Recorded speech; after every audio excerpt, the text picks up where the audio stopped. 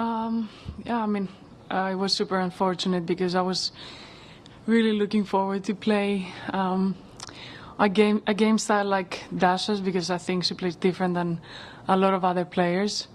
So I just wanted to challenge myself and see how I can just fit my game into hers. Obviously, it's sad to see, someone being injured, but I just I'm happy that with the level I could, bring out today for these 5 games. You gave her a very warm send-off when she walked off the court. Did you do that for all players? Did you have a special relationship with Dasha? I mean, we know each other for a long time, but it's not like, I think we like each other, but it's not like we're, best friends or anything. I have a lot of respect for everyone, it's just that I just felt it, and I would say the same for, any other player. It's just that I know how it feels to, actually I don't know, and thank God I don't know that I do not have that many injuries as her, and she was out for a long time. I mean, she lives in Australia, then they had so many lockdowns, she couldn't travel, so I guess that for 2 years she was very, she was trapped back in Australia, and I can feel her, that she wanted to, play the match today. Can playing only 5 games like that kind of throw your planning into a weird place where you sort of feel like maybe I should go out on court, put a little work in, or how does it affect you going into a quarterfinal? It was 5 games, but it was 5 long games, especially the first 2.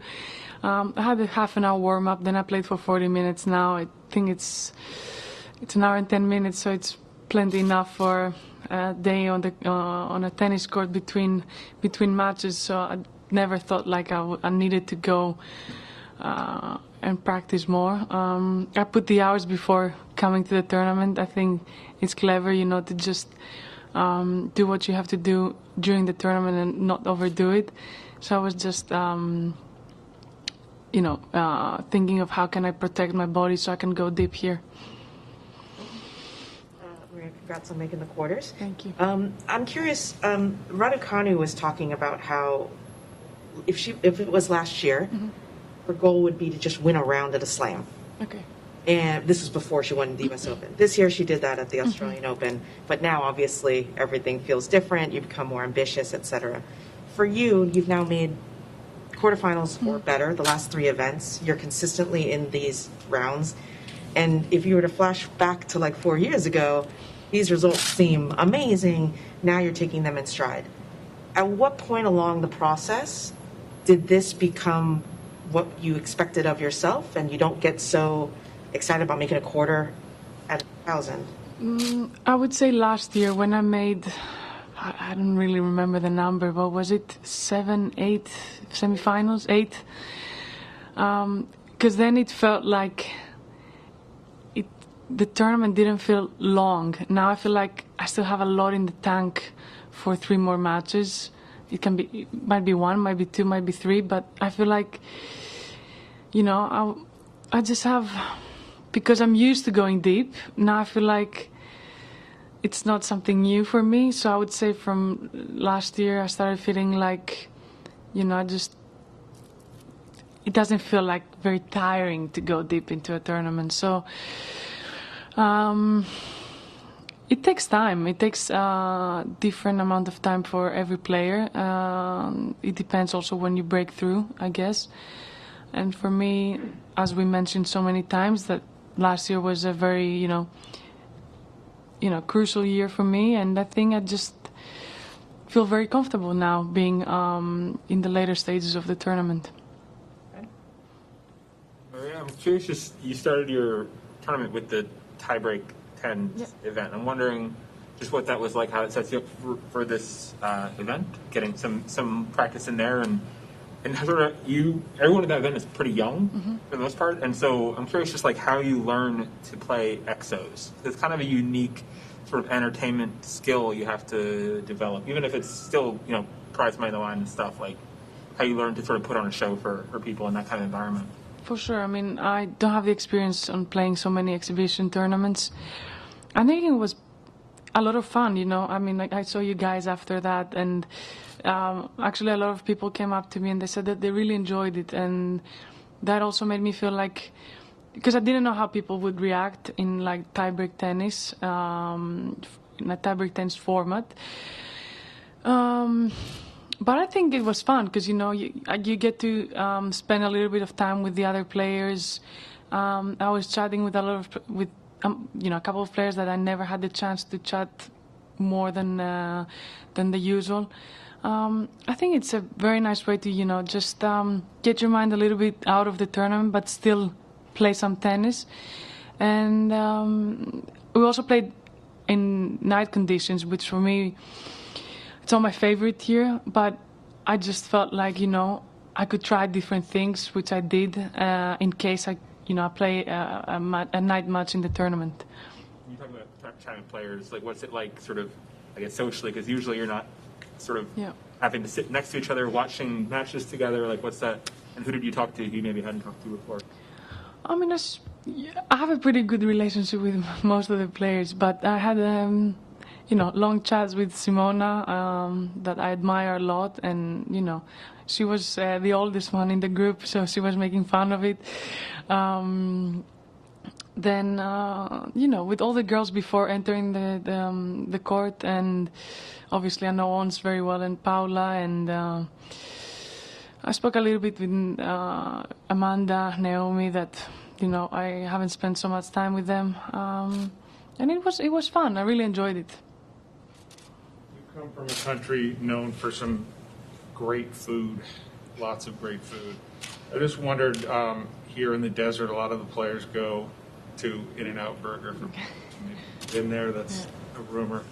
Just wondered what you thought about the American fare like that, like a good cheeseburger and that type of stuff. I'm a huge fan of cheeseburgers. I think it's my go-to meal, especially when I come to the States, because in Greece, I have to say we're very good in food in general, but cheeseburgers are not our, you know, how do you say it, like specialty.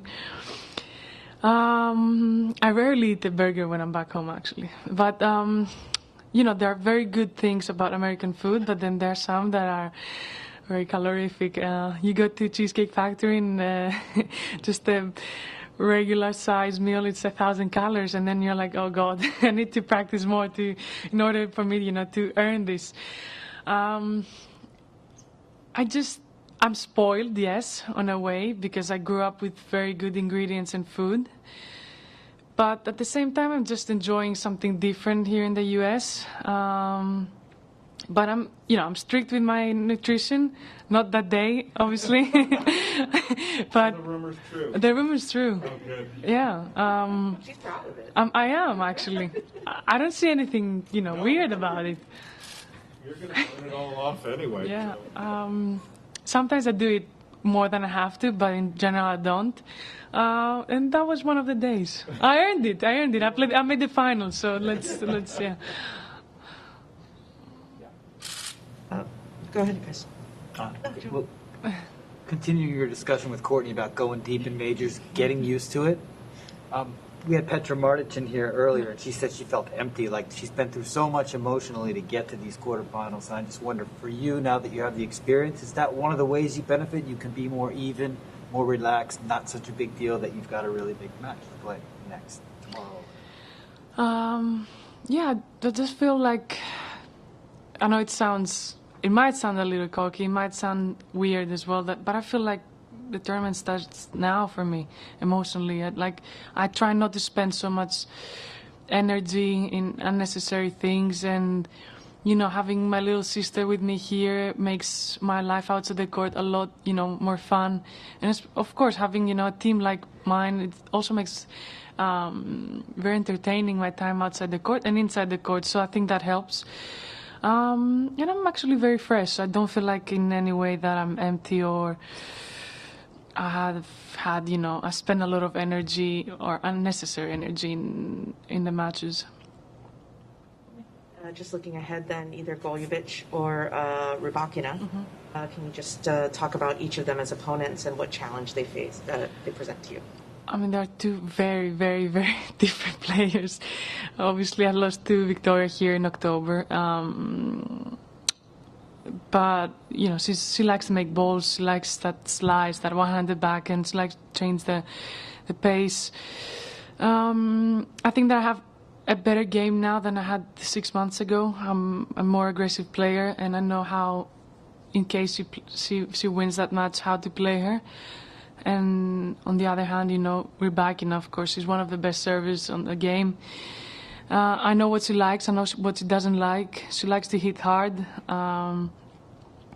I'm just gonna try and, you know, make her life tough. I mean, no matter who wins, I'm just gonna try and make their life tougher on court. But I'm just enjoying myself right now, and I think that I have the game to go deeper in this tournament.